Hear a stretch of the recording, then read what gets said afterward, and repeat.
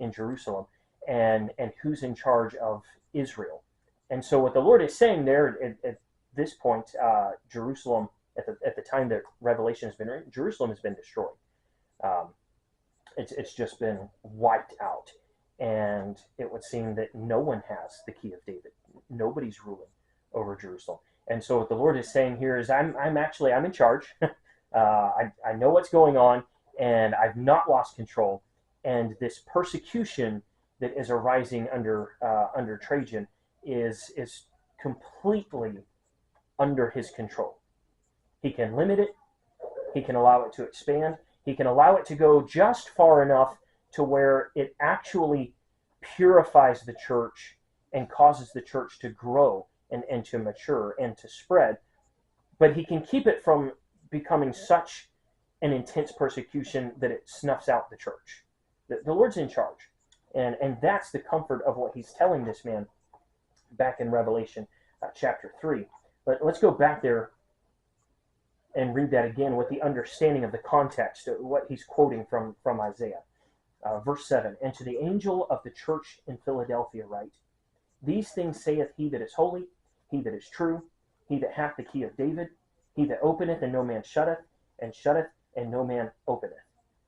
He's saying, I'm talking to you, and I want you to know that I'm the one who's in charge of governments. I can switch out the emperor if I want to. I can give power. The idea that the powers that be are ordained of God, that's the same idea that the Lord is calling to this man's mind with these words, that he's the one that has the key of David, that openeth and no man shutteth, and shutteth and no man openeth. Then he gets to the personal message. We're going to look a little bit more because he's going to bring up again the opening and the shutting. So we'll look at that as we get into the personal message. But that's the personalized introduction. That's how the Lord wants this man to see him. And when you think about the idea of looking at the Lord, seeing him, how do you see him? Some people see him as, just an angry old man. That's how some people see God. Their view of God is completely distorted.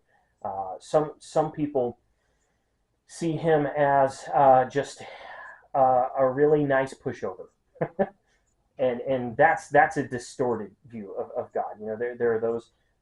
There's a movement in Peru that's called Dios es amor, which means God is love, and that's really, it's just all about God is love, and that's all he is. No, he's not just love. He's also holy. He's also righteous. He's the just judge of all the earth. There are so many facets to who he is.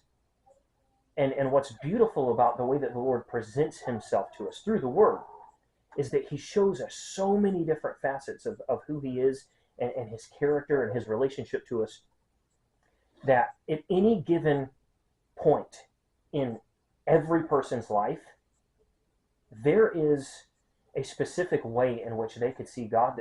That's the way they need to see him right then. Sometimes we need to look upon him and see mercy. We need his mercy. We need his long suffering.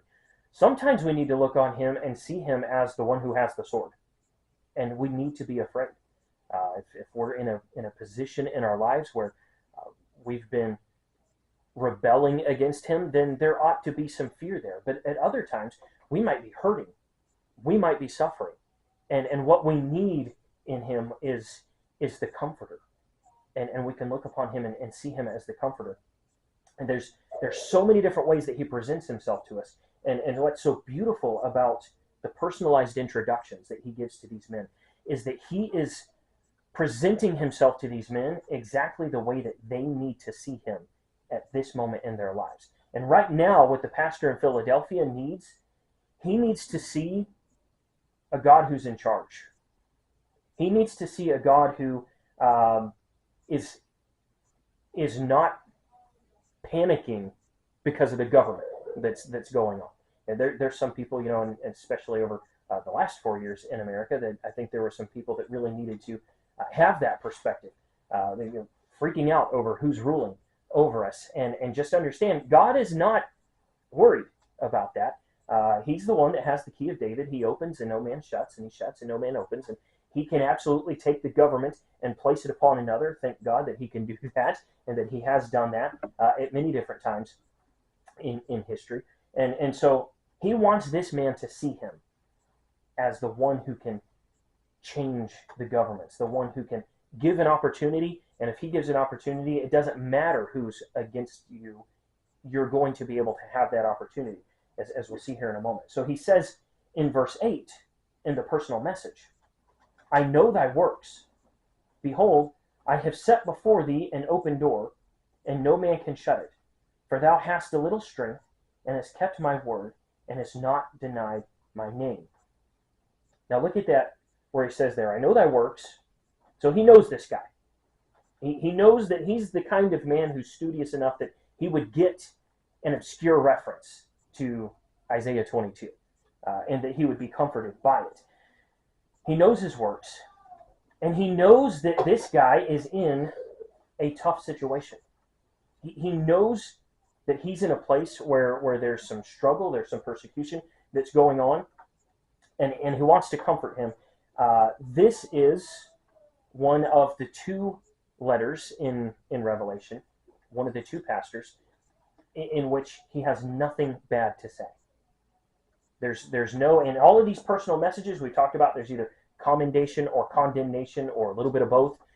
Sometimes it's a lot of commendation with a little bit of condemnation, and sometimes it's a lot of condemnation with a little bit of commendation, and then sometimes it's just nothing but condemnation. He's got nothing good to say. With this man, he has nothing bad to say about him. And again, remember, all of these men are being held to account for three categories of things: their own personal walk with God, the doctrinal purity of the church, and the moral purity of the membership of the church.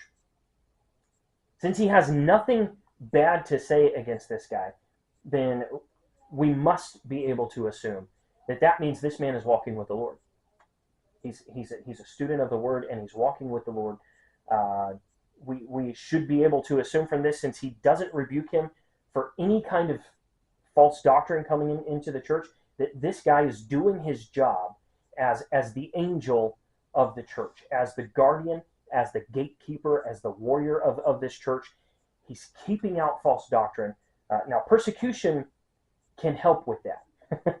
When you're under persecution, that can actually help. But as we saw with the pastor of Pergamos, sometimes persecution will actually cause you to compromise and allow people to come in that shouldn't come in. So it's not just because there's persecution that they are walking a right path and that they have a solid, doctrinally straight church.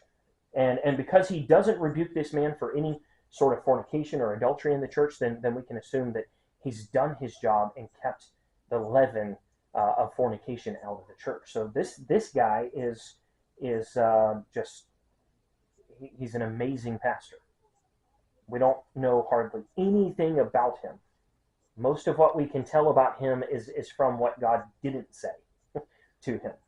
He's not rebuked for anything. And we know from looking at the pastor in Pergamos, it's not just because this guy's got it tough, and so the Lord's going to let all the sin slide. That's not how it works. I think we can have a sense, when we think about the church in persecuted parts of the world, there's some books about churches in the persecuted parts of the world, and if you do some research on that, what you find is a lot of times people from the West, from the parts of the world where we have freedom of religion, we can see that sometimes with the liberty that we have, we can grow lax and just get comfortable and not be zealous. We'll not be zealous about soul winning, not be zealous about doctrine, not be zealous about the morality of the church. And so in our slumber, in our sleep, we can actually start allowing things in that shouldn't be there. And then we can look